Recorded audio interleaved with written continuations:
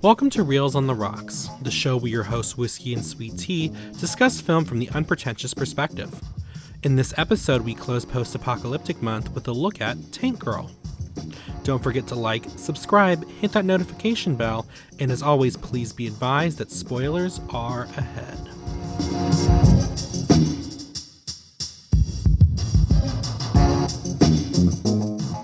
Welcome back, listeners. How are you? I hope the rains have been kind to you. What rains? The world is on fire. The world's shout on out fire. if, well, not shout out, but our condolences if you're living in Europe. It sounds pretty crazy over there right now. That and, I mean, the fact that they're dealing with wildfires and the hot temperatures. Will you allow? I can only deal with the temperatures right now. I was listening to the other day an emergency alert message from like 3 years ago from when Australia was having those really bad fires, and I remember they said on it, the extreme heat, it will kill you well before the flames reach you, and I was like, oh my god. Yikes! Will you allow me to make a dad joke before we get into the episode? Your permission is granted. So it was T's birthday yesterday, so technically that means you were born yesterday, right? Yes, I was. Ha. Oh, okay. Okay, I got it. Okay, it took me a minute. You know, I also found out yesterday I share a birthday with Norman Lear. Oh, now they're gonna know when we recorded this. No, but welcome back. We got a excellent pairing with last episode's movie. We kind of alluded to what it was gonna be, but in case you can't read, what are we talking about today, T? So we decided to take the post-apocalyptic water crisis and run with it, and now we are on the other end of the spectrum with Tank Girl, from 1995. Ooh. And I was excited to watch this for a number of reasons. Well, first, what are you drinking? So I decided to go with, because in the movie they have this whole thing about the rains have stopped coming. So, they're doing stuff with water. So I decided, to go the old ways, and I decided to have a Rainmaker cocktail.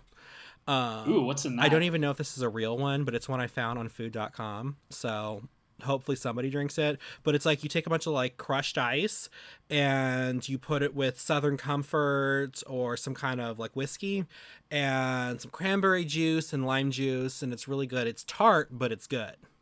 It's kind of refreshing. I mean, it sounds really good. It occurred to me, in between recording, it's like you mentioned your cocktail last week was gasoline, and I was like, it just popped into my head at some point this last week in between recording, like, wow, that actually sounds like a cool cocktail. I should make myself one of those. But because this movie is a girl movie, it's Tank Girl. I've got a pretty pink Paloma. Ooh.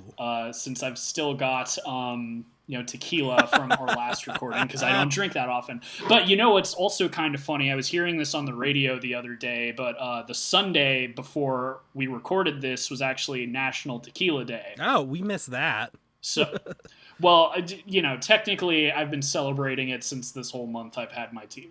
I haven't had anything to drink in between recording, but whatever. We're celebrating it in the month that we've been recording these. That's true. So I just thought that was interesting. I was like, oh shoot, what a coinky dink. The same month I am, deciding to do tequila for both of my drinks. So I think so. Yeah, Tank. I think you need to take both your drinks, and you think you need to add some gasoline to them. Just saying. Well, first I'll have to go to Gastown. Yes. Maybe run through the Bullet Farm first. Oh man, I love those names. Gotta get my war rig together. Right? I loved all those names. The Bullet Farm and Gastown. It kind of just gotta get it just sounded to me like Fallout a little bit. Well, Fallout was kind of inspired by Mad Max. Of course it was. You could tell. It's a lot of things were, again, when we talked about this last week, but I say last week, in the last episode, but the thing about Mad Max is it was super influential. It was you could compare it to Star Wars or something with the amount of copycats that came out in the 80s and with how many video games and things it inspired, and obviously inspired the comic that this film that we're talking about this episode is based on.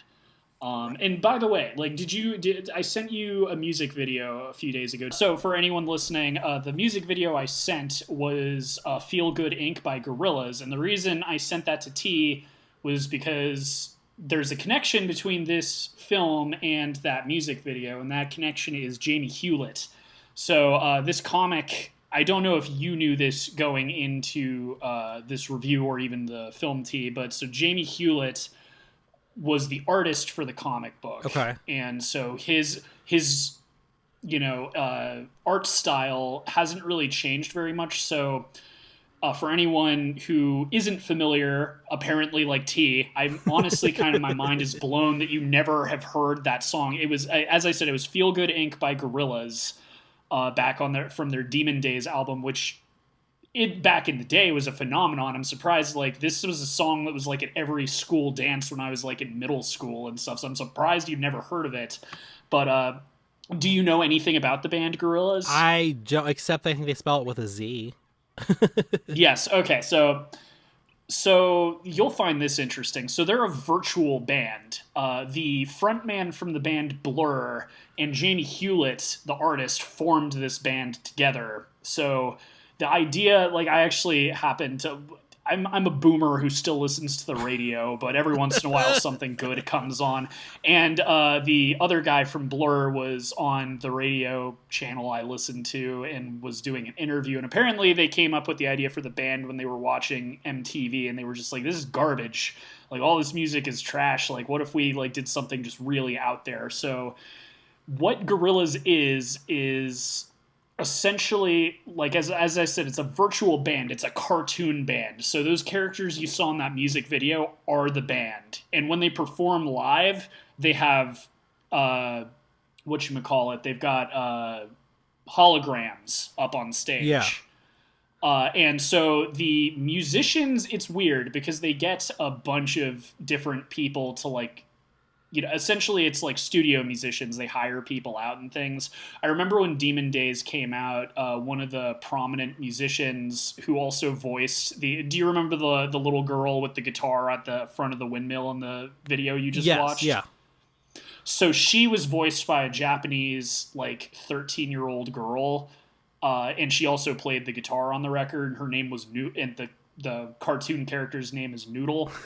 And I just remember, like, a bunch of people liked that character, and I remember, like, reading some dumb teen magazine where she was being interviewed, and she apparently was, like, a big fan of, like, Justin Timberlake and stuff. Anyway, so that's Gorillaz. It's like a whole. Frankly, you should listen to their stuff if you like that song, because they're very, and also you might like the idea of, like, a cartoon band that's, like, almost kind of like a fictional, group of characters that are making music instead of your typical pop stars. And the fact that when you see them live, it's like the holograms. It's an interesting thing.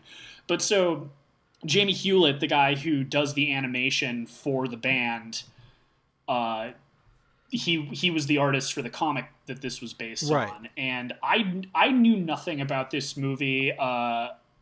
Really, like, anyone who's listening maybe remembers the days when people actually watched the Nostalgia Critic, and that was my only exposure to this movie. I was vaguely aware of it because I watched his review back when I was a kid, so I knew kind of the gist of it. It was, this wackier version of Mad Max based on a popular comic book from the 80s, whose artist went on to co-form Gorillaz. Right. So, like, that's all I knew going into it. But why did you pick this? I'm curious. Like, did you know anything about it? Or So I knew basically the title and the fact that it was based on a comic book, and I knew that it was somewhat post-apocalyptic. That's basically all I knew. I actually didn't even know about water being the main source of contingency again, like it was in Mad Max, until I started watching the movie. So this was kind of like a blind pick for me. And, gotcha. Well, it was a good pairing because honestly, like, in a lot of ways, it's kind of a good comparison to the film we saw last time, which, as we said at the end of the review, is like an instant classic. I've told you outside of the show, sometimes I feel like we're were too positive to the Yeah. movies, and I'm kind of glad I get to be a little critical to this one without being mean, because I wanted to like this really badly. I feel like it's kind of more of like a punk rock Mad Max, like it's a lot goofier. Right. And well, what did you think of it? With it being your pick, you had no, background info. What did you think of it? First off, and I guess we should get into the Okay. stuff, like how much it made and all that stuff. So let's start with that. So it was directed by Rachel Talalay, I think is how that's pronounced. Talalay. I'm trying to think of how to pronounce her name. Something. Talalay. The screenplay was by. It says it's by Teddy Serafin, but from what I'm reading about it, both Alan Martin and Jamie Hewlett were involved in the screenwriting process. That's interesting. And we'll get involved in that later. And then the production designer was by Catherine Hardwick. And then, unfortunately, the soundtrack, which was critically praised, was put together by Courtney Love. I know. I had the same reaction.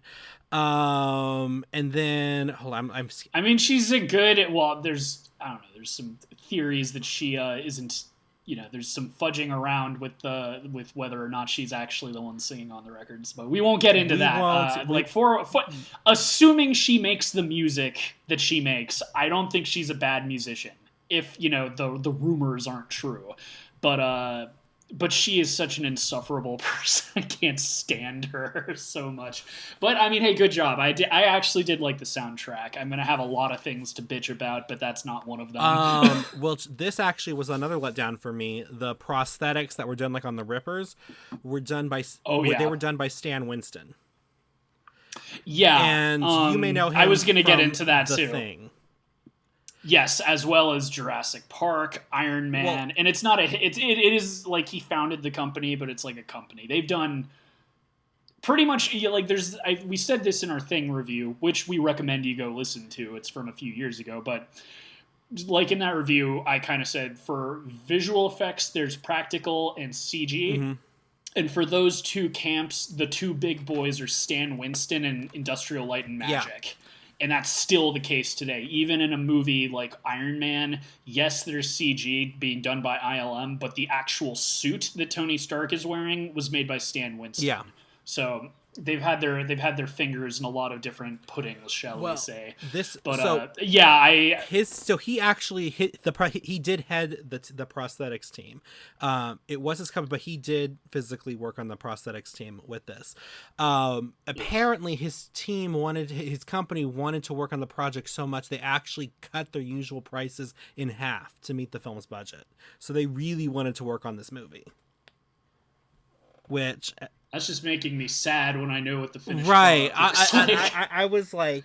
I was super, super let down about them, and I think we'll get into that in a minute too. So, well, you know what's weird to me is like they showed, and I'm guessing these were actual. They show flashes from like the comic book, and I'm guessing it's from the actual comic book. In the comic, they look a lot more like furry. And I feel like that would have solved my problem because what made them creepy and gross to me was how fleshy they looked. Yeah, I have not looked at the comics. I feel like if they had been...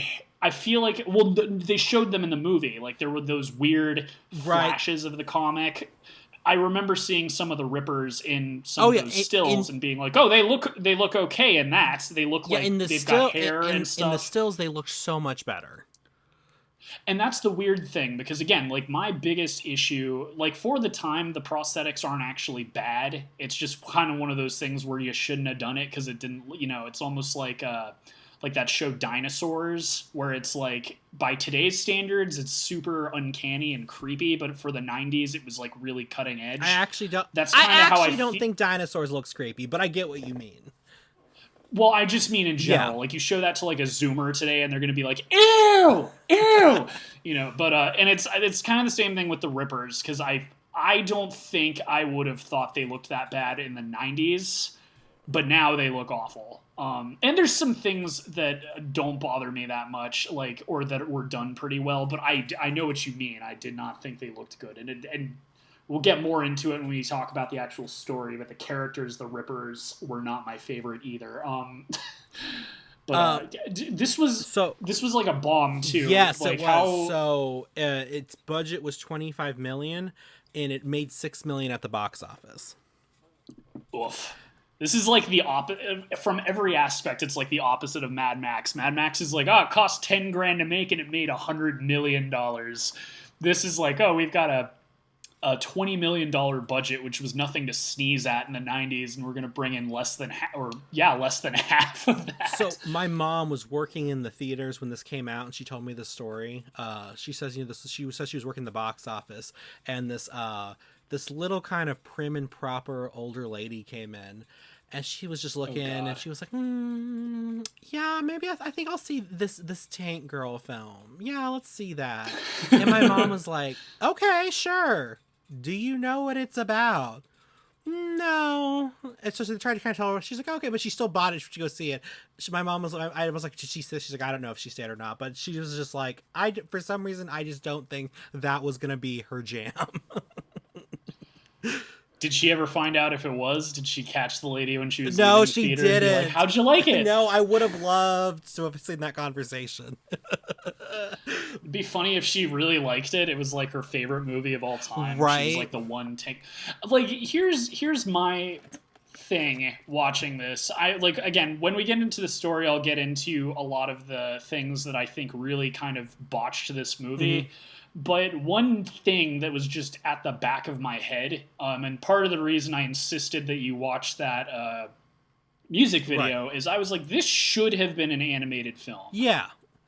I think... In my opinion, I think the weirder things about it would have translated better. And seeing, like, Jamie Hewlett animating characters kind of in that same style in the music video...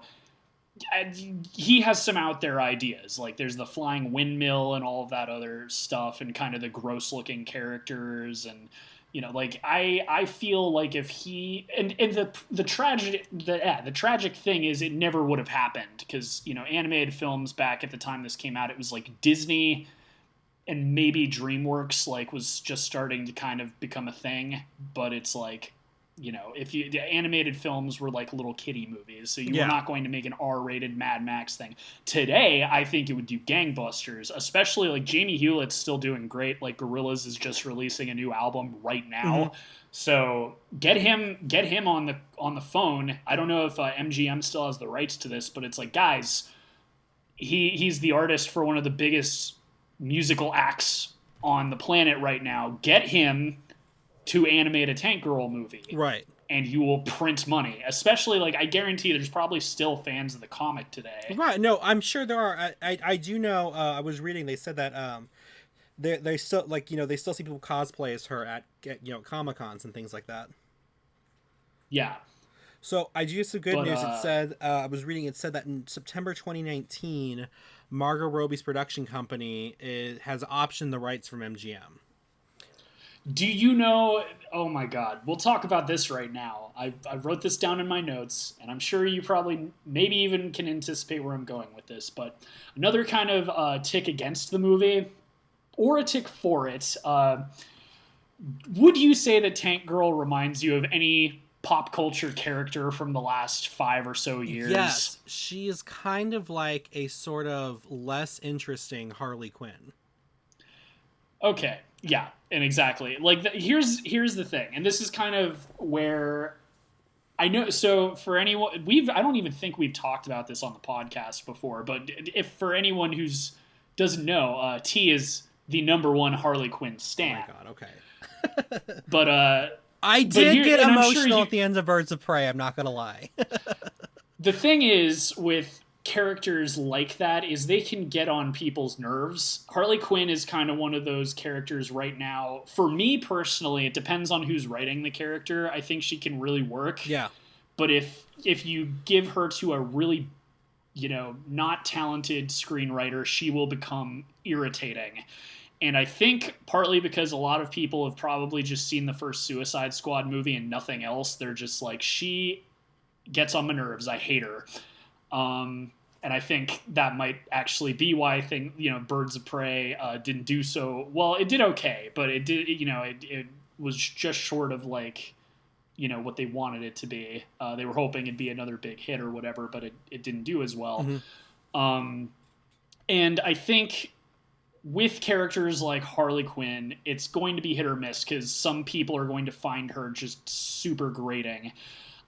And this protagonist in this film, because as I said, like I liked Harley Quinn in Birds of Prey and I liked her in the new Suicide Squad, but I attribute that very much so to different people writing her material. Right. And giving her, like in Birds of Prey, it's kind of like she befriends like a kid and like kind of has a relationship with that. She's getting over the Joker. I liked how in the new Suicide Squad she has kind of like a romantic fling with a dictator, which was really funny.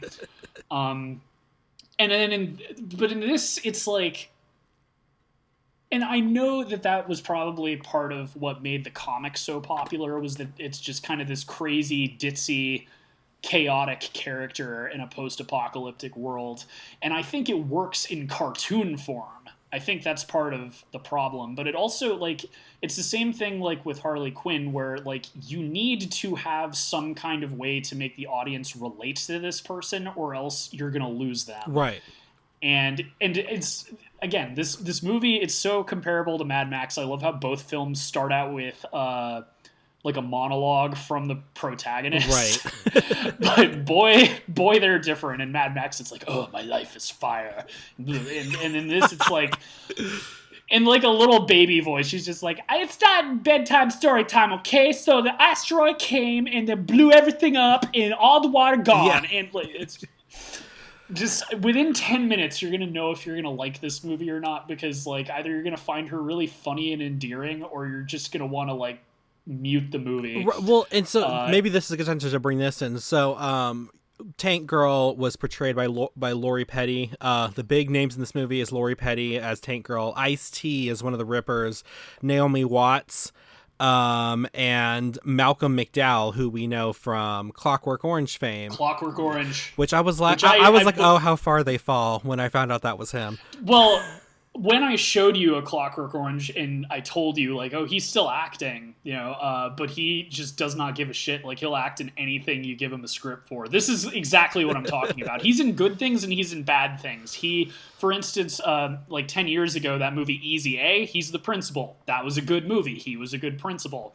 But then he'll be in something like this. He doesn't care. And I kind of like that about Malcolm McDowell. He's, like this very talented actor, but it's like he'll say yes to just about anything you give him. Right. Maybe we should get him as a guest on the show. Oh my God. Malcolm McDowell, if you're out there, call me. But yeah, so Lori Petty, she kind of gave me in this movie, what am I looking for? As I'm not critiquing her entire acting career, but she kind of gave me Brie Larson and Captain Marvel vibes. I did not like her acting in this. I don't know if it was just the direction she took the character in or what, but to me it seemed a little try hard. I don't know how you felt. I looked at her because the name didn't ring a bell, but I was looking partly because I watched this on Amazon and they always have the pop-ups of like, oh, they were in this and this and this. And I remembered her from A League of Their Own. Yeah, but and I saw her in a few other things. But if you think about it, off the top of my head, A League of Her Own, her entire performance was just whining. So that's a good point. I don't know. I just don't think she was great in this. No, I kind of don't, and I think like I don't want to give her all the blame, because my big complaint with this character is, like I was saying with Harley Quinn, you need to give her something. It's hard to care about the main character when they don't care about anything. Right. Like she doesn't care that it's the end of the world. She doesn't care that like her, and it's weird. Like, so, spoilers in case you guys haven't heard the show before. We usually recommend you see the movie beforehand. This is definitely, Maybe recommend if anything we're sounding is like morbidly curious, but anyway, like we're spoiling the movie from now on. So the very beginning of the movie, all of her friends get gunned down and the kids get kidnapped, and in that moment she's like no and screaming and stuff, but I don't believe she cares. Right. Like literally the next scene she's just like joking and like not, and part of the reason it's comparable to Harley Quinn is she's kind of like that too. Like she doesn't take a lot of things seriously, but at least in the movies where I feel like she's written well, she does care. She just, it's kind of, I don't know. It's hard to really connect with the protagonist though when they're just like a cartoon, especially in a live action movie. That's why part of the reason I said like I think this would work better as an animated film if you're going to make it like Looney Tunes. And scene to scene, it's like for a good chunk of the movie, I just kept forgetting that she was trying to find that little girl. I totally forgot about her. Because she didn't seem to care. It was just like, oh, I'm gonna call you and I'm gonna do a silly dance, and then I'm going to kiss the girl. Excuse on you. the She said just sperm like, sucker. You know what yeah, I mean? No. Like it's like, and again, it's like I do think her performance makes it a little worse, but I kind of want to blame the writers a little bit, but also it's like I'm guessing this is kind of how she is in the comic. So it's like who is this for? Like you got to please the people who read the comics, and maybe she's just like a goofy Looney Tune character, but then it's like why even try and have an emotional core to the movie? Just make it a complete farce at that point. Have her get kidnapped at the beginning and just have her messing with shit in the water treatment facility or whatever it is. It's the Department of Water and Power. But just have her like clashing with Malcolm McDowell and have it just be a bunch of silly set pieces then. You can't have it both ways. Like you have to have a character who actually gives a crap. Mm-hmm. For me to give a crap, and I'm glad you agree with me because I wasn't sure how you were going to react to it, but it's like for half the movie I forgot what the goal was because it was just silly things happening, and it's like I would completely forget that she's trying to rescue a little girl because she never seemed to give a care. Like it's almost like just moment to moment. Yeah, it's like what silly thing can I do next? Well, and this is actually interesting because I looked up some stuff about the movie, and Deborah Cartmel, she's an author. She wrote in a book, Trash Aesthetics, Pop Culture and Its Audience. She said, I think I even own a copy of that book. That is hilarious. I'm like, what are the chances? So she says in it that while the comic showed Tank Girl to be unheroic or even an accidental anti-hero, which kind of is what you were describing, stuff just happening to her, the film sets her up with a classic Western generic emotion and moral justifications for her liberation and revenge on water and power. Okay, so there you go. That's why this doesn't work, is because the comic was just a silly thing, and so it sounds like in the comic, because I haven't read the comics, I'm aware of them, I knew about them and stuff, but I haven't read them, so it sounds like in the comics there is no little girl, there is no love interest that dies at the beginning, there's no family unit that gets gunned down, it's just her clashing with the Department of Water and Power. That's great. That's kind of, that's what this movie should have been.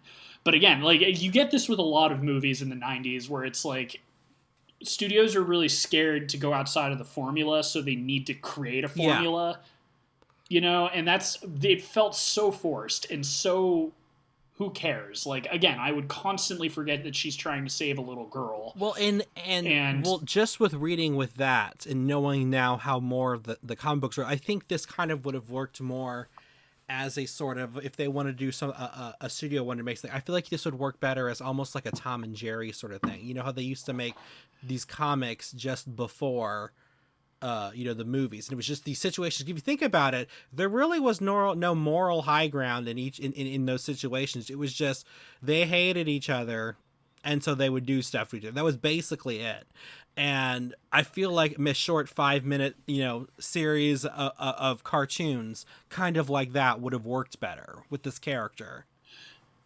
I still think, like, if they were not afraid to make it more adult oriented, I still think a feature length, like animated film would work. And there were some cases of that working at the time this came out. Like in the 80s, heavy metal was a big hit. Fritz the Cat and stuff. So like I feel like if they had been confident enough to try that, it might have worked better than what they put out. And that was something I was actually thinking of today before we, started recording and stuff. Was I was kind of thinking, if this sort of film, I'm glad Margot Robbie obviously is eyeing it for a role that she wants to play. I don't think that's even speculation. If her production company bought the script, mm-hmm. I think you and I both know she wants to be Tank Girl. Yeah. And I think that's smart, because I feel like if this movie came out today, even if it was not critically, awarded anything, I think this would not have bombed. Yeah. I might have even done very well. I think that a part of it is like comics are much more mainstream. Like it's not just something for nerds.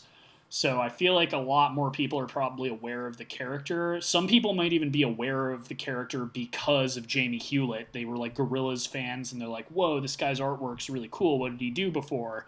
Found the comic and stuff. Like everything about this original work has kind of blown up since this movie came out. Not because of the movie, hilariously, but I feel like if Margot Robbie were to play the character or voice the character, and they got Jamie Hewlett to, maybe animate, that would be a cool thing to do today. But if this movie came out today, I think it would have at least broken even. Right. Because this is like a Hot Topic movie. You know what I mean? Especially with the feminist themes of the film. And it's yes, but also like the punk rock stuff and the soundtrack, which, as I said, was actually really good. And kind of it's so funny that they tried to make like a stereotypical like hero story out of this, because it was just chaos and stuff, and that kind of appeals to. Again, I'm generalizing as the quote unquote Hot Topic audience, but I think you know what I mean. Like the people who just kind of like all these like weird sort of underground. Well, and I kind of quirky sort of. They have said that this movie has a cult following, and I kind of wonder if it's just because people saw the movie when they were younger, and so they're kind of like nostalgic for it. But. I think that's part of it. I think it's also like people who like the comic are likely to like the movie even if it isn't good. Right, just because it's their character. Like because it's the only because it's the only movie that exists of their favorite character. So I guarantee there's that, and then there's also people who probably like it for the fact that no one else is. There's people like that. You know what I mean? Where it's like, oh, this is my movie because I'm the only one who likes it. You know what I mean? Like where it's like. Oh, it makes me unique because it's my favorite movie and no one's heard of it. Not like the other people. So I guarantee there's... But yeah, like... Exactly. So it's... I'm not surprised. The problem is really just in structure.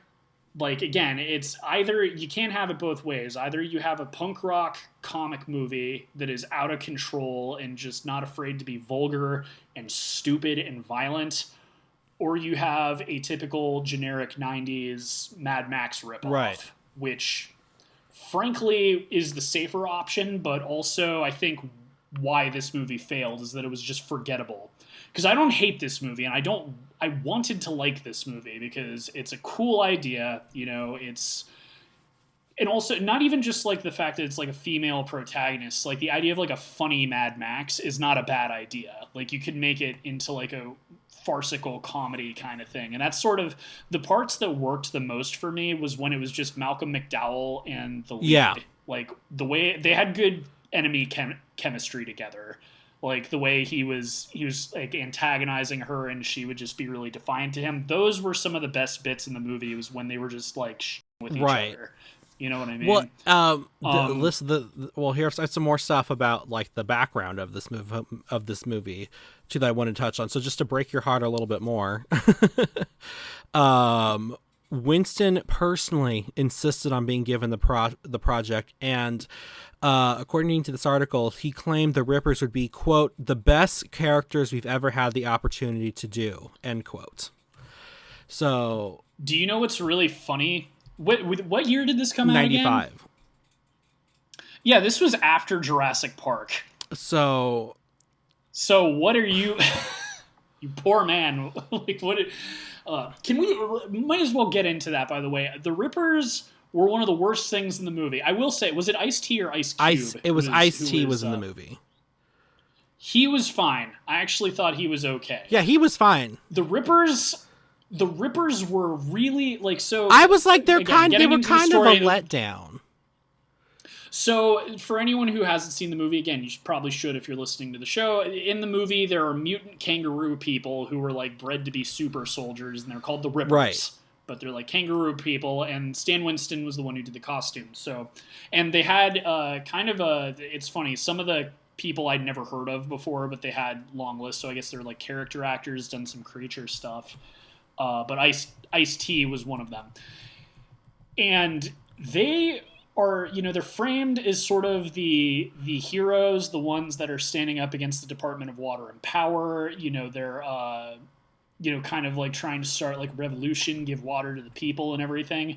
But man, they are unlikable creeps. Like every scene, they're just like talking about how much they want to have sex with her and Naomi Watts, and like there's the dance scene where they're just like dry humping them. Yeah. Oh, when they were praying. Part of the reason I liked Ice-T so much is like he's basically one note for the movie. He doesn't trust them like up until the ending, but at least he's not like, "Oh, you should take your clothes off." And so it is weird, and it is like, I don't even think it was probably acceptable at the time. It was just very off-putting. Already the costumes don't look very good. And so these fleshy kangaroo monsters being like, "Hey, we should strip search them, boss." It's like, who these are the heroes? I'm supposed to like these guys? They're giving me rape vibes. Well, they're giving me no-no vibes. Like, what is... I don't know. I really didn't like them. And also, like, the ones that ended up kind of romantically involved with her and Naomi Watts. There was the stupid one, and then the one that was hornier than all the other ones. It was like, I don't know, man. Again, going into this blind, I knew about the characters from like the, you know, old Nostalgia Critic thing I watched when I was a kid. Right. But man, I was not expecting to hate these characters. See, I was so let down by them because they, you know, towards the beginning they just talk about the Rippers, and it kind of gave me similar vibes to in the Firefly universe, the Reavers, and how they basically, you know, decimate like entire, what are they called? Like outposts and things like that, like the Reavers do. So I was like, okay, so let's see, what are these things gonna be like? And I remember they were like, oh my god, they didn't even get a shot off, they were that fast. And so then we finally get to see them, and the first time that they have the whole battle scene where we get to see them, I'm like, really? That's it? They look like kind of like alien rejects. Like one of them actually looked kind of alien like from the movie, which would make sense because he worked on Alien. I think you're thinking of, it was Ice-T because he had the dreadlocks, and you're thinking of Predator, not Alien, but same deal. Right. Well, it did. Well, but then they were like running around in the background and stuff. And it's almost like they didn't want to show any of them up close at that point yet. But it just looked really kind of cheesy and hokey. And I was like, seriously, how did nobody at this outpost not get a shot off? Like, I was so let down by them. And then when we finally meet them, and they're just like, yeah, we're just everyday guys. I was kind of like, really? Which, no, they're not. Again, they are, like, I cannot emphasize, and I guess maybe you didn't pick up on this as much, but again, it's like there's like 4 main Rippers. There's like more Rippers, but there's 4 they decide to make main characters. One of them is like artsy and jazz. Yeah. You know, like he plays a saxophone and stuff. One of them is like angry and distrusting. That's Ice-T. One of them's an idiot, like a legitimate idiot. And then the 4th one's a creep. Like, all he talks about is sex. Yeah. And out of those 4, 3 of them continuously bring up sex and like, oh, we should take their clothes off, and we should... Again, it's like... not I did. Someone's gonna be like, "Oh, this show is too woke," but like I don't know. It makes you not like them because they're being very predatory and weird. And I know what you mean because this movie in general just has a tone problem. Right. It should have been a comedy. Mm-hmm. That's what it should have been. And that also would have helped differentiate it from Mad Max. This is a funny Mad Max, and that would also kind of, like with your expectations for what the Rippers were. If this were a goofier movie, you probably wouldn't have been as turned off by, oh, it's kangaroo people. And I haven't read the comic, but I would assume the comic is consistently silly. Yeah. And again, like they did this because this was an untested property and they didn't know if it was going to do well. So it's like, oh, let's make a generic 90s action movie with silliness to it instead of just going all out with the silliness. Nowadays, with movies like Deadpool or even, I mentioned the new Suicide Squad movie from a year ago, it's like R-rated comedies with action work and you can make them work. Right. And again, I'm glad Margot Robbie is going to give it another swing at this because I do think it could be good. But it's the same. We keep bringing up the same problem because every part of this movie, it's like the same deal. It's kind of like, let's bring up another big set piece in the movie was the water bar. Well, hold on. One more thing about the Rippers. So the Rippers and the characters and the four named characters were always what is it called?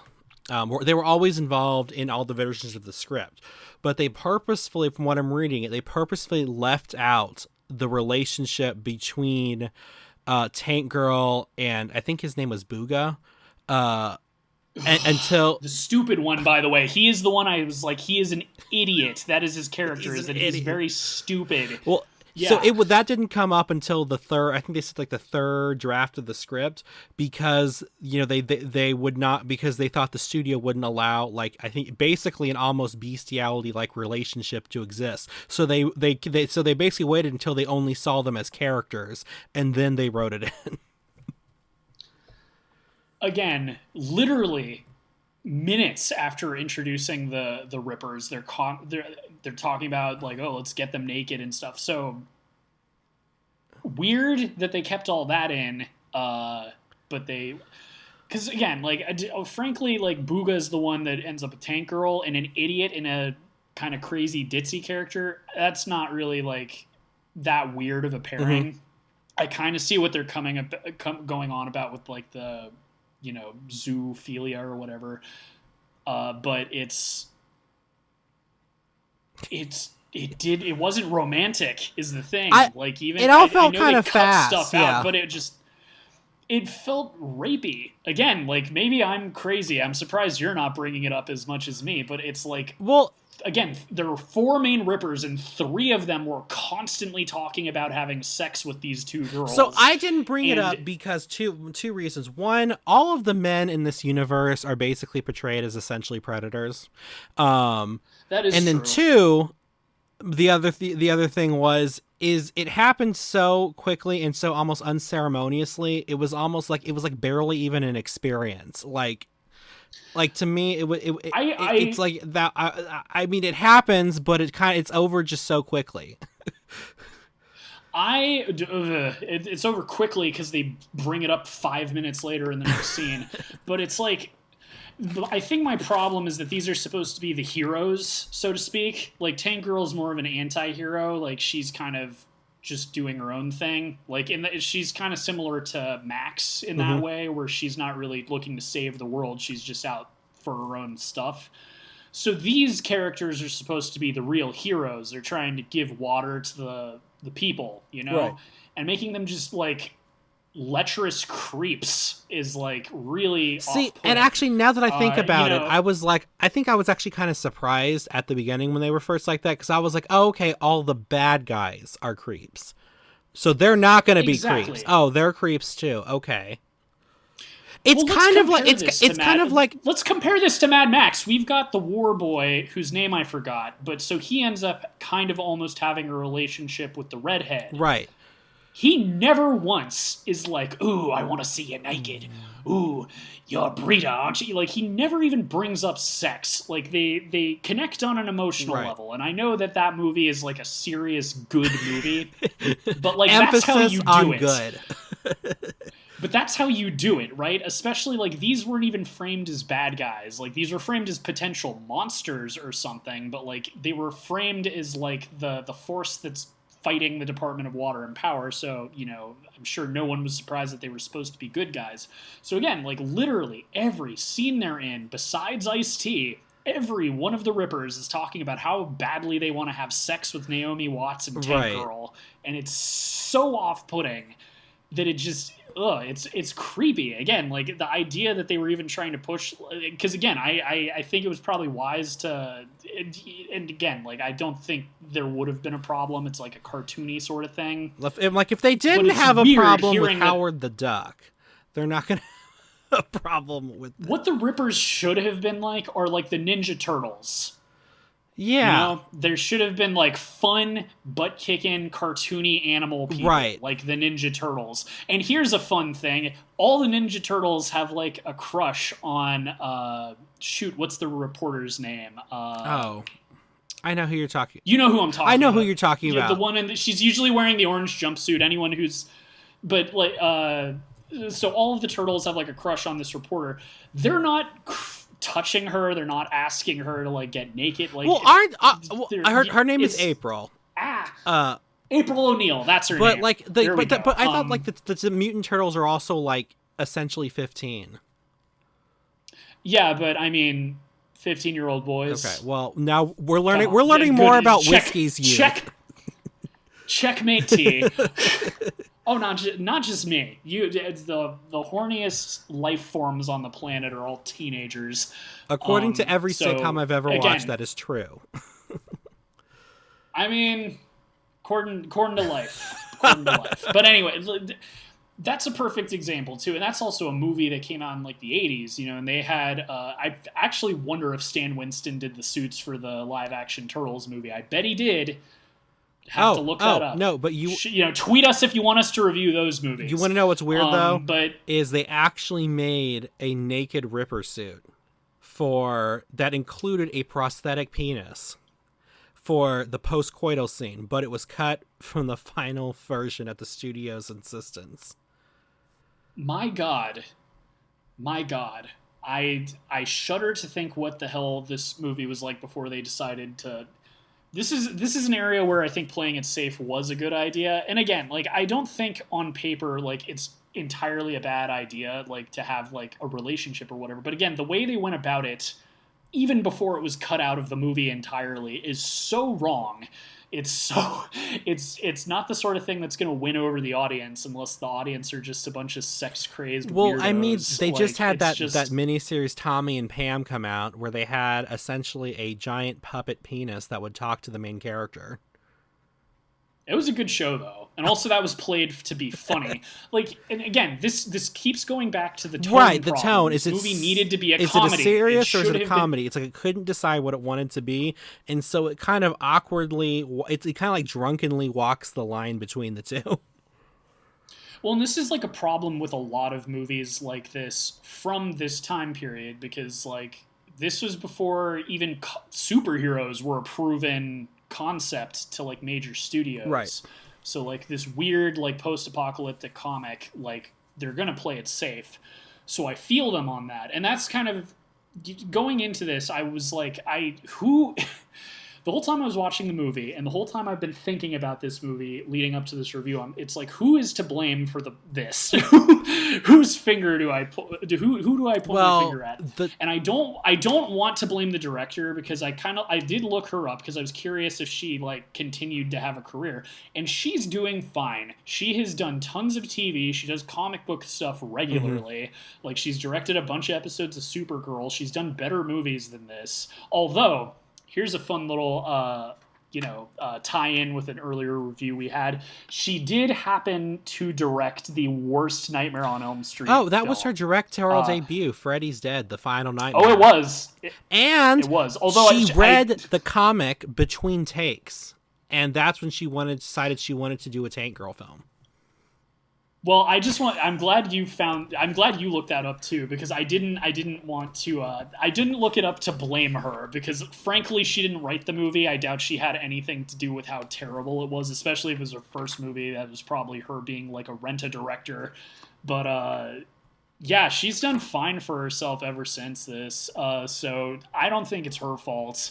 I think this was just a mess. I think honestly, this was just a mess. Like this shouldn't have come out at the time it came out in. It shouldn't have been live action. It shouldn't have played it safe with the generic, like, ooh, I need to save the little girl from the danger. Which is funny because I guess the movie hadn't come out yet, but that's kind of exactly the same plot as Waterworld, which we talked about briefly, like in our Mad Max Right. review. It's like that's literally the same plot as Waterworld.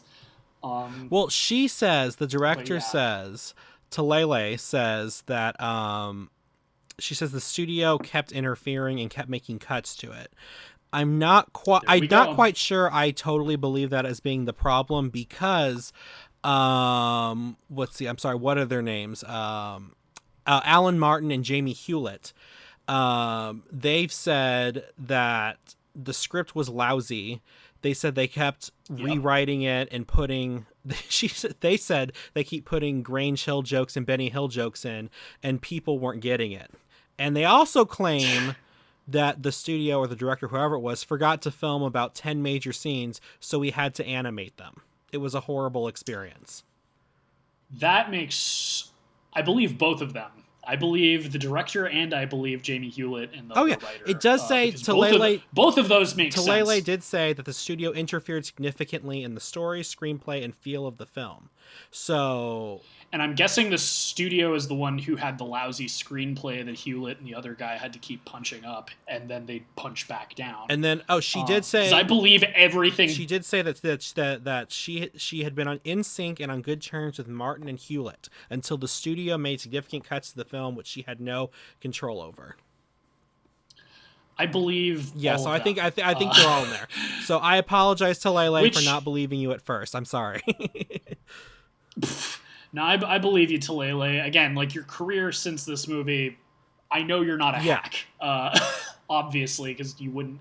One, you wouldn't keep getting work, and two, a lot of the shows you've worked on have been really good.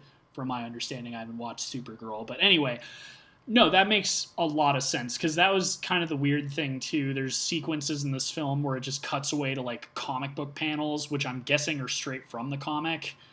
But they're also like so wild and schizophrenic that it's this movie is like it was edited by someone with like serious ADHD. Like it's honestly kind of hard to even pay attention to Right. what you're Right. watching because it is so off the rails constantly.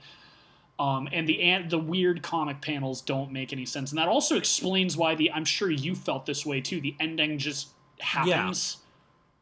It's just like they beat the bad guy, and then it's like, oh, and she kisses the kangaroo, and then boom, Yeah. and like no epilogue, no nothing. It's Well, just I will say I that's was it. happy. At first, I thought that Kessely, which I think is the bad guy's name, was at first I'm like, really? He died so unceremoniously?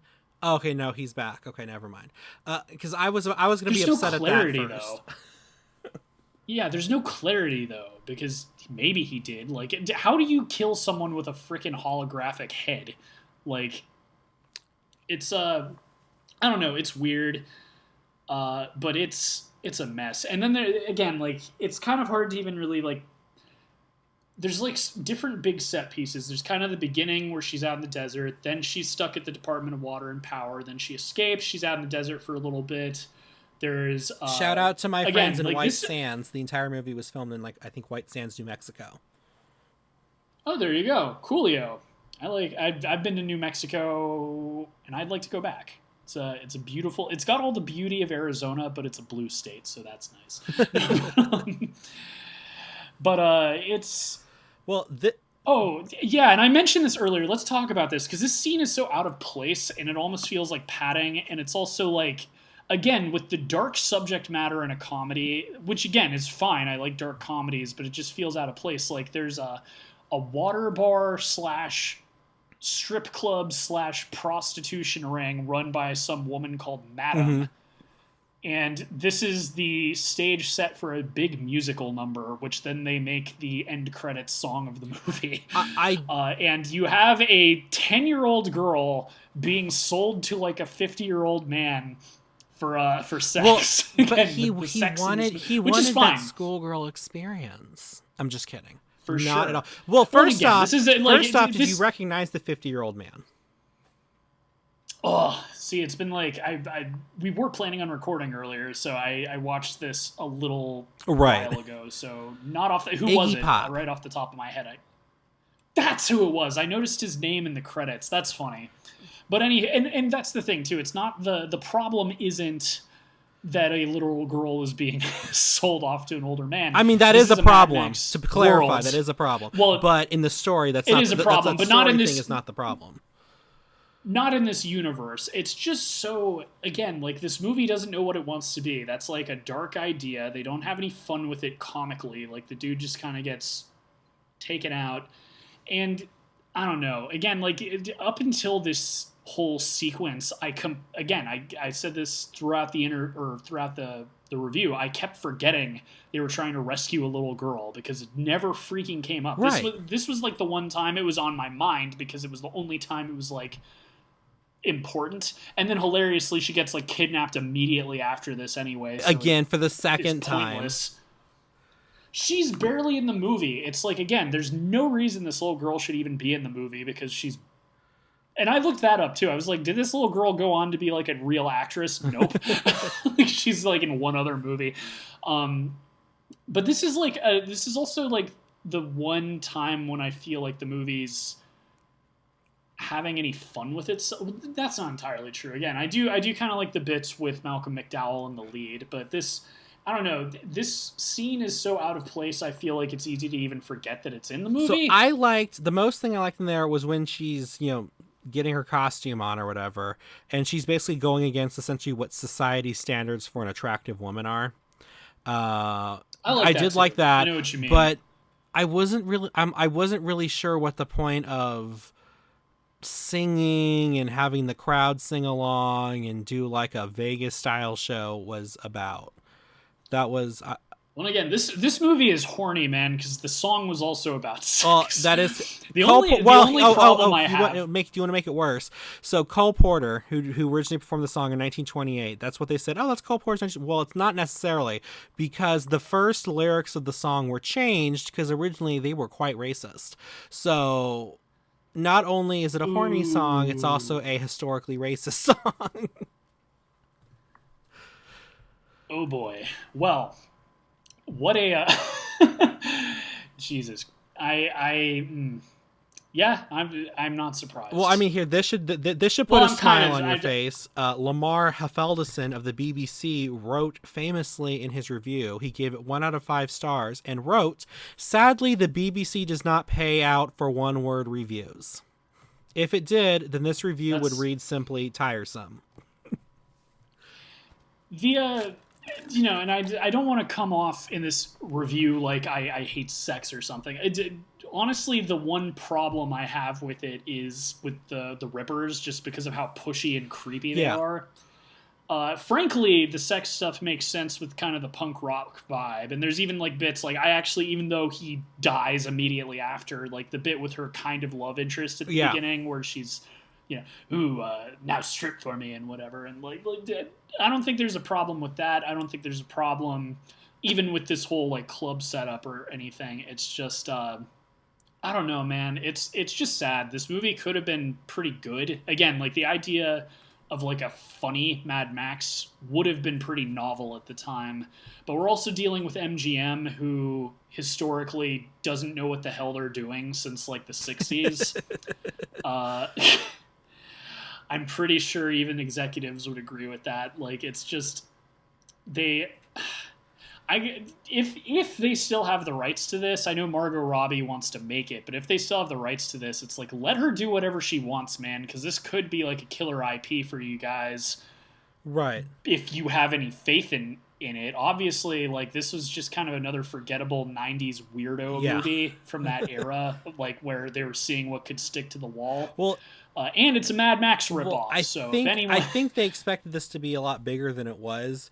They even Oh yeah. sold licenses for console video game adaptions for this. Oh Obviously god. that never went anywhere. Uh, Yeah, could you imagine? Like, but I remember could you imagine they like said at the premiere, which was done at the Chinese theater. They said that men in M&P costumes handed out bottles of mineral water, and girls dressed in liquid silver outfits gave out Astro Pops, candy cigarettes, and Tank Girl candy necklaces. I mean it sounds It fun. it sounds fun. The You the girls, I'm guessing they probably had to tone the costumes back if it was on Hollywood Boulevard, but maybe not. Hollywood have you been Boulevard, to there's already Hollywood people Boulevard? dressed That like that. seems like like noon on a Tuesday for Hollywood Boulevard. I don't know if I've ever brought this up on the podcast, but if anyone listening ever visits Los Angeles, do not go to Hollywood Boulevard. If you need to, go to the Chinese theater and Yeah, leave. that's Like that place is such a I hate that part of the town. It's so trashy and gross. Um, well, Malcolm McDowell said that filming this movie was the same flavor as Clockwork Orange, which I'm not sure I agree with that. I think he's just being really nice. no, I don't think he is because infamously, despite how good that movie was, it was like traumatizing for him. So even though that is like a great movie, he did not have fun making it. So actually, that is kind of. I actually wonder if he did that to be clever, so that he could trash the movie without anyone realizing. You know what I mean? Like he could say that, and the executives would be like, "Oh, he was up for an Academy Award in that movie. He must have really." But anyone who's like ever heard an interview with him or like knows anything knows that it was one of the worst experiences of his So life. maybe it's like a So backhanded thing, because he does also praise the director and Petty in the same interview. So maybe it was like a backwards way of saying I hated making this. I think it's a backhanded thing. And again, like he likes A Clockwork Orange, and he is kind of. I feel again like maybe we talked about this privately when I showed you the movie, but it's like his whole thing was like, he was working with Stanley Kubrick, who was like one of the greatest directors of all time, and he was doing it as I think he was like 19. Mm-hmm. And Kubrick was just really cold to him. There was the whole famous scene where he's being drowned, where they did it like 40 times, and they had to keep resuscitating him because he was literally drowning. Oh my god. And yeah, it was just like that. Despite how good of a movie it was, like he probably needed some serious therapy after making it. So I guarantee that was probably a Yeah. backhanded remark. Yeah. Well, they also said that what was I trying to say? They said that Bjork was supposed to be in the movie too, but Was she supposed to be Madam? Who would no, she have she was been? supposed to be, and I didn't even realize this was her name. A character called Subgirl. Oh, she was. So Subgirl was in the movie. Yeah, I think she was the redheaded Yeah, she one. was the Yeah. one that kind of like I called her I called her like hoarder girl or something. She just had like a whole bunch of just like trash in her house. I had to look up because I saw in the credits Subgirl and I was like, who is Subgirl? And I guess it's because she's living in like a submarine. Yeah, I think that's what like, it is. in the desert. Because also Naomi Watts is Jet Girl, and it's like I guess that makes sense. I feel like at some point in the movie she's flying a jet, or actually I don't even think she does. I think that's just one of those comic panel things but these are like characters from the comic too. So there's like a bunch of different post-apocalyptic wacky punk chicks. There's Jet Girl, Subgirl, Tank Girl. Which, good for Naomi Watts, by the way. It's funny seeing her in something like this, knowing where her career would go. Like, in about 10 years from this movie, she would be starring in Peter Jackson's King Kong. It's also funny that she looks, like, you could tell she's younger, but it's funny how she really looks the same as she does now. She ages like wine, man. Must be skincare. Not speaking of, but we talked about how they'd filmed this all like over in what is it called? Over in White Sands, New Mexico. And I totally called this when I saw the escalators that the sex club, Liquid Silver, was an abandoned shopping mall, which you could totally see if you just look. Oh man, I wish I knew the God, because I'm not gonna pay to watch this again. But It's free with maybe the Prime. clips on YouTube. Oh, do you not have Prime? I get it Every every once once in a in a while. while. At the moment, I don't. At the moment, I don't. I don't know. Sometimes they give me discounts, but I mean, I don't know. I'm sure I could find it free on YouTube, because that is kind of wild. I bet Well, I could my favorite find part that. was that they said they Although an abandoned mall in the '90s is kind of rare. Like that was still before it right. That's completely kind of before there were all collapsed. these ones. Nowadays, go for a drive. You'll find an abandoned mall in just a few miles. Like you can free break in. You got a free filming location. Right. Well, it says they had originally were supposed to, the water pipe scenes that they had done were supposed to be filmed at the abandoned Air Force Missile Site 8. And they had received permission, and then the day before they had withdrawn permission. I'm like, oh, that's shady. What's going on? One of the soldiers, like they were loading stuff onto the location. One of the soldiers was like standing there, and the Ripper costume with the prosthetic dick Yeah, that's probably they're like, yeah, fell out of the we truck. don't want to be part Just of that. fell in front of the, and the guy was just like, "What is that?" Nothing. So You guys filming a porno in there? What are you doing? it's okay. It's legit now. What filth is this? Get off my army base. We gotta invade the Middle East. We can't have this dirty stuff here. So it is. So I will say. So it was released on DVD in 2001, but I guess MGM didn't consider it substantial enough to want to put out a Blu-ray release. So Shout Factory actually purchased the distribution from it, and they put out the Blu-ray release. And they added some interviews with the director and the actors and the comic book people. But I'm saying that even the studio doesn't even consider this like worthy of being the ones to put out their own, Blu-rays and DVDs and things of that. Normally, I'd be a little more sad about that. I am happy though that someone put out a Blu-ray with bonus features for the people who do like Right. this movie. Like but I'm kind of, I don't blame MGM. This again, I don't. It's a little bit fun. We're never very negative on this show, so it is a little bit fun to punch down on occasion. But it's like, again, I don't know who this is for. Like, besides the like tiny amount of people this has become a cult fan base for. Right. Like, I hope Margot Robbie's version is good, because I feel bad for people who like the comic Right. and don't have, like, I feel bad for people who like this movie, because I feel like it could be a lot better than it is. Right. They could have a much better movie. They could. They very much could. And it sucks. And again, it's wild. Like, again, you'd never heard of Gorillas, but like, there you go. Like, not even like on the filmmaking side of things, the person who created the comic is in one of the most popular musical groups in the world right now. Like, use him. Use his, like, I mean, geez, like, you could bring in like millions of people who've never heard of the comic, but just know that Jamie Hewlett's attached. Just don't bring Margot bring Robbie's Courtney Love back. Get somebody else to do the I soundtrack. don't even know if she's sober enough to come back. That woman is. Well, did you hear? Because Olivia Rodrigo. Well, bring in like a band. Bring in like here's who should do the music. Have you ever heard of the Linda Lindas? That I actually have heard of. I haven't heard of the songs, but I have heard that name.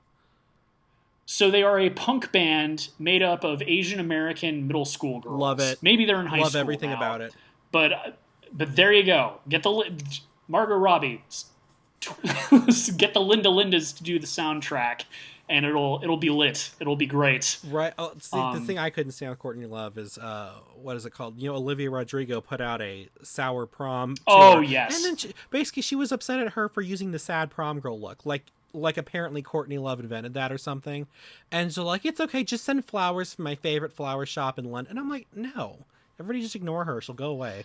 But we listened to different kinds of music, but we both were aware of this when it was happening, and we both were kind of in the same place where it's like, Olivia Rodrigo, you do not need to be nice to Courtney Love. And she was, and that like her initial tweets back were like, oh my god, you're one of my heroes, blah blah blah, and it's like, don't. She's not going to be nice back to you. Just don't even acknowledge her presence, man. God. Anyway, Courtney Love's like a cockroach. Even in a nuclear apocalypse, she'll keep coming back. So, it's at that time now. So to wrap things up, my final thoughts on this: 1 out of 5 pitchers of sweet tea. It's out of 4. Oh, I'm sorry. 1 out of 4 pitchers of sweet tea. My apologies. We're ripping off Siskel and Ebert. We remember, really they are. have 4 stars because they're weird. Basically, because I kind of liked the fun, sort of offbeat direction they were going to, but everything else was terrible. Yeah, and so going into mine, it's funny. The Paloma's hitting me harder than usual. So I forgot to mention, and also, you can never really predict how a conversation's going. I've got my notes, and I've got, where it's going in my head. The one thing I haven't praised yet that I meant to praise is that the production design is really solid. All the sets and stuff were really good, and the costumes. The Ripper, I didn't hate it as much as you did, because for the 90s, it certainly was not Stan Winston's best work. It's funny, we reviewed The Thing, and it's like, that was better than this movie. That made me physically ill. As far as that's how good it was. The costume and the set design and stuff was great. Yeah. So that being said, and also just I like the aesthetic that they should have been going for and kind of tried to. A similar thing. I'm giving it 1.5 star, or 1.5 pretty pink Palomas out of 4. Oh my god. I just really think they could have done better. But again, I think the main problem was the studio wasn't totally behind the project. Well, really quickly, she actually pitched it to Columbia and Amblin. They didn't want to do it, but she got an offer, shockingly, from Disney to do it. Oh my god, that would have been wild. She said she turned it down because she didn't think they would allow the amount of sex and violence the plot required. No, they wouldn't have, and it would have been really funny to. That would have been kind of a wild, bad movie too. Imagine if Disney had picked it up, because it would have been bad for very different reasons. Because they would have tried to suck out all of what made this interesting. Well, I mean, because that too, this film is rated R, even though it feels very goofy. I had to check after I finished watching it, because I was like, was this rated? And sure enough, it was. It made sense, because there was there's literally a strip club in the movie where everyone's wearing nipple tassels and stuff. So those are called pasties, my dear whiskey. Well, okay, but I mean, if you think about it, Disney made that creepy movie Blank Check, where a 40-year-old woman makes out with a 10-year-old. So true, but they never had nudity or anything. It's wild that Disney. This was also during the Disney Renaissance too. This was the 90s, so this was when Disney was not having trouble. So that's wild that they would even do that. But it's again, last episode we talked about Mad Max and its scope and how influential it was. We touched on that a bit this episode with even stuff like Fallout, and this is a perfect example. This was obviously inspired by Mad Max. The comic was inspired by Mad Max, and then this I've said it a bunch of times in this review. This could work, and this will probably work today, because again, the idea of a raunchy raunchy R-rated comedy is not crazy today, with stuff like Deadpool doing really well. So I wish Margot Robbie well, because I do think she would play the role very well. So we'll see how that ends up. Well, I will say, like you said, you talked about, the influence. Well, the editor, I believe she was the editor of Birds of Prey. She said, the movie Tank Girl had a strong influence on Birds of Prey. She also said it probably influenced The Matrix Reloaded and Mad Max Fury Road. So I think that's a bit of a stretch. I like the thing if Mad Max Fury Road, if George Miller had died and Mad Max Fury Road was written by someone else, maybe. I'd agree. I would agree, but dude, George Miller invented the genre. Like that's like I don't even know. Like it's like telling someone who like I don't know. I disagree with that movie. And also that's the thing is like he said he wrote it decades before it came out. So it maybe, I mean, that would line up with him writing it in the 90s, so maybe it did. But if he was inspired by it, I would think he was inspired by the comic and not the movie. Right. So again, I don't know if the movie if Megan Carpentier was talking about the comic or the movie. I'm hoping the comic, but we don't know. Yeah. But without like a numbered rating, I've said it already, but this is a movie that had massive potential and just blew it. And it sounds like it was studio interference, but it's just this is a movie I wanted to like, but I'm in the same boat with you. The structure is I really wanted to like it. Structure is all over the place. A lot of the characters are unlikable or grating. Yeah. And it's just, and that too, like, despite how wacky everything is, it's kind of forgettable. Yeah. Like, I feel like a year from now, I'm not going to remember most of the plot. It's only been, like, less than a week since I watched it, and I'm already, like, there were, like, moments you had to remind me about, because I couldn't even remember from, like, a few days ago when I watched this. Right. So that doesn't bode well for it either.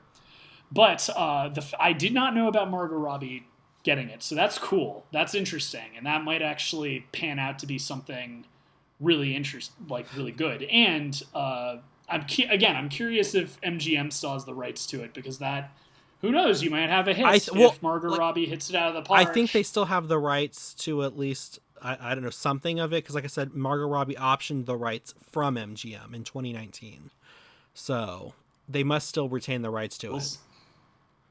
It could end up being in development hell, but I guess we'll just have to see about that.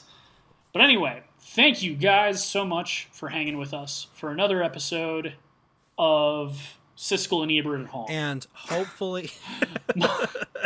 Mom, I want Siskel and Ebert. My God.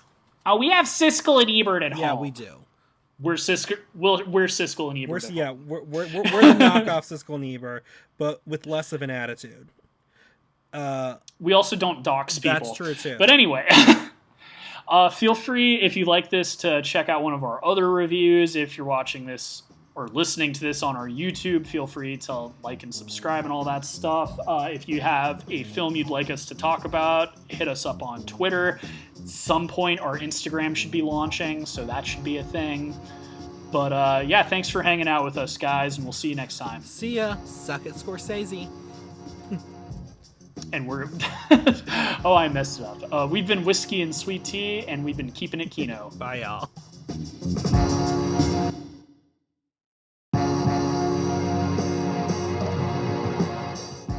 Reels on the Rocks is a production of La Prince Laboratories. It is edited and produced by Alejandro Castillo, and features original artwork by Asa Esparza and original music by Pat Mars. Follow us on Twitter at Reels on the Rocks, and tweet at us with any movies or topics you'd like us to discuss in the future.